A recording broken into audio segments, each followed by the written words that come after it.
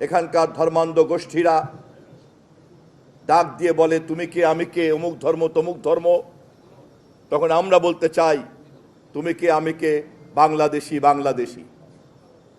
আমাদের পরিচয় একটাই, যেটা আমাদের নেতা তারেক রহমান আমাদেরকে জানিয়েছেন, বুঝিয়েছেন, এবং তার ভিত্তিতে আমরা গত নির্বাচন করেছি, এবং সেই কারণেই আপনারা আমাদেরকে ভোট দিয়েছেন। কেননা ইতিহাস থেকে আমরা জেনেছি, স্বাধীন বাংলাদেশে যখন প্রথম কেউ বলেছিল তুমি কে আমি কে, বাঙালি বাঙালি, তখন বাংলাদেশের পাহাড়ি সম্প্রদায় কিন্তু বাংলাদেশের ভূখণ্ডকে গ্রহণ করতে পারে নাই। অতএব পাহাড়ি গোষ্ঠী, সমতলের গোষ্ঠী, ভাষা, বর্ণ, লিঙ্গ এবং ধর্ম কোনো কিছুর ভিত্তিতেই 56,000 বর্গ মাইলের এই বাংলাদেশের আমাদের মানুষের মধ্যে কোনো ধরনের কোনো বিভাজন তৈরি করার প্রত্যক্ষ পরোক্ষ দৃশ্যমান অদৃশ্যমান কোনো চক্রান্তকে আমরা বাস্তবায়ন হতে দেব না, দেব না, দেব না।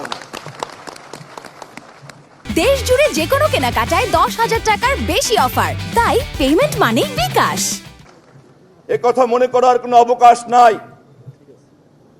আমরা যারা বাংলাদেশের রাজনীতিতে সকল মানুষের সমান অধিকার নিয়ে লাগাতারভাবে কথা বলে চলছি, সেই মানুষের পক্ষে আজ সবচাইতে শক্তিশালী প্রতিনিধি হচ্ছেন আমাদের মাননীয় প্রধানমন্ত্রী দেশনায়ক তারেক রহমান।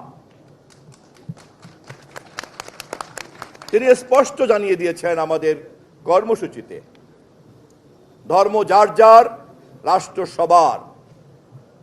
অতএব কোনো ধর্ম অবলম্বীকে যদি কেউ ব্যবহার করতে চায়, কোনো রাষ্ট্রকে কোনো ধর্মের মাধ্যমে গ্রাস করবে, বুঝতে হবে সে সৃষ্টিকর্তার বিরোধিতা করে, সে মানবতার বিরোধিতা করে, এবং সে ধর্মের মূল মর্মবাণীর বিরোধিতা করে। এ ধরনের সাম্প্রদায়িকতা পবিত্র ধর্ম বিরোধী, সে যে ধর্মেরই হোক।